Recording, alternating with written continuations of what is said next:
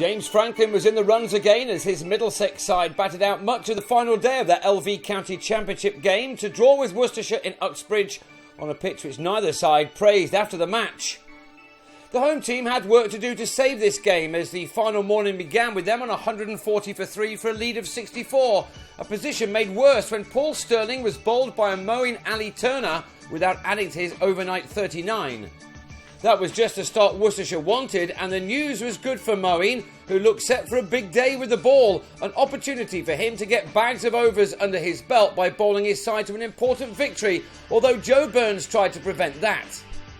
Burns got away with this shot off Joe Leach, the edge flying just wide of the slips, and that allowed the Australian to register an important half-century next ball, one made off 102 deliveries with 3 4s and 1 6 included.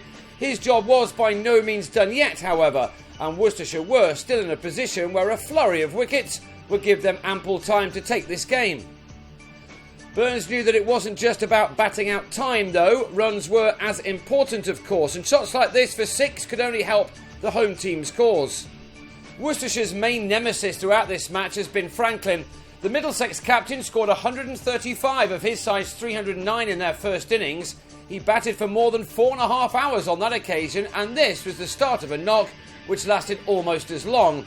It was largely down to him that Middlesex were able to save this game. He was helped by the fact that neither side, Ajmal nor Moeen, could get the ball to do much. And that allowed Franklin and Burns to add 103 runs for the 5th wicket, using up 28 overs in the process, the latter moving up to 87, his highest score in England. He'd taken his team 174 runs ahead when, just before lunch, he picked out Leach in the deep off Jack Chantry. The timing of the dismissal will have given Worcestershire renewed hope. Hope that would have increased further after the break when a ball from Leach went through the top of the pitch before John Simpson dragged on to fall for 5. And when Leach, bowling well with the second new cherry, also trapped Ollie Rayner in front for a 16-ball duck, the visitors were back in business. Middlesex were now on 259 for 7 and led by 183, and if those last 3 wickets could be grabbed inside the next hour, we would have a game on. Franklin, who got to a 50 in between the wickets of Simpson and Rayner, now found some crucial and excellent support from James Harris, and it was this partnership which finally ensured that neither side would win. While England will be pleased that Moeen finally got in some overs out in the middle, they will be less thrilled with the end result. Harris played him with ease, this shot going all the way. Moeen was into his 25th over when Harris pushed him through the covers for his 9th 4 to go with that 1 maximum. The partnership between these two batsmen now moving towards 3 figures, and the draw almost confirmed as we approached tea time. Before we got that far, Franklin added more boundaries to his tally, and it looked as if he would make it 200s in the match until he unselfishly declared at the break, with himself on 91, Harris on 59, and the team on 362 for 7, 286 runs to the good.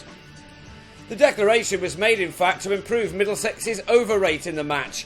Franklin then opened up with his spinners, and Rayner struck with his 3rd ball as Richard Oliver was taken at leg slip by Nick Compton.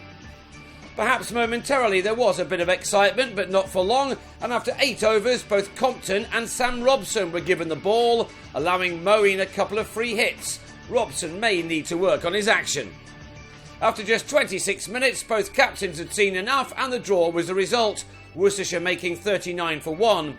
Middlesex's 10 points sees them up to 3rd in the table, 23 points behind the leaders Durham, while Worcestershire are 1 place and 2 points above the relegation places after a 12-point grab here. Their match against bottom club Nottinghamshire at Trent Bridge next Monday is a huge one, while Middlesex will want to beat the other strugglers Hampshire at Lord's from Sunday.